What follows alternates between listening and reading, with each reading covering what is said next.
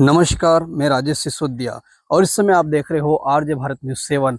हाल में मैं दाहोद जिले के झालोद तहसील के पारेवा गांव में मौजूद हूं और मेरे पीछे जो आप देख पा रहे हो पारेवा प्राथमिक विद्यालय, यहाँ पर वोटिंग चल रहा है। लोग अपने मतदान को करने के लिए आ रहे हैं, लेकिन इन्हीं के बीच में एक दृश्य दिखाई दे रहा है कि स्कूल के बिल्कुल सामने ही एक पेड़ है, उसके ऊपर भारतीय जनता पार्टी का झंडा है और आप ये देख सकते हो इन दृश्यों के अंदर। और यहाँ पे बिल्कुल ये देखिए लोक सामान्य चुटनी का भी बोर्ड लगा हुआ है, लोग यहाँ पर खड़े हुए हैं और यहाँ पर एक तोरण के रूप में भारतीय जनता पार्टी के जो कि झंडे का बिल्कुल आप तोरण आप देख सकते हो।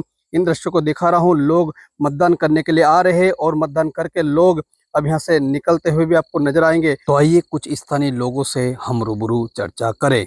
साहेब, શું નામ છે તમારો? સંદીપ પટેલા, તો સંદીપ હટેલા ભાઈ, આ ગામનું નામ પારેવા।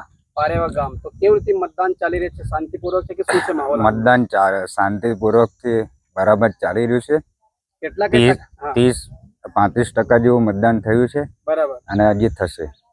તો હમણાં બી ગામના લોકો ઘેરોમાં છે, તો શું આ લોકો તમે આ લોકોને જાગૃત કરી રહ્યો છો? ના કરીએ જ છે, અમે બોલાવીએ છીએ અને મતદાન કરાવીએ છીએ। મતદાન ચાલી રહ્યું એટલે કોઈ અહીં કોઈ સમસ્યા જેવો તો નથી? ના ના, કશું નથી।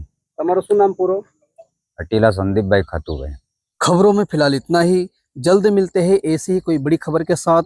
जब तक देखते रहिए आरजे भारत न्यूज़ 7। जय हिंद, जय भारत, नमस्कार।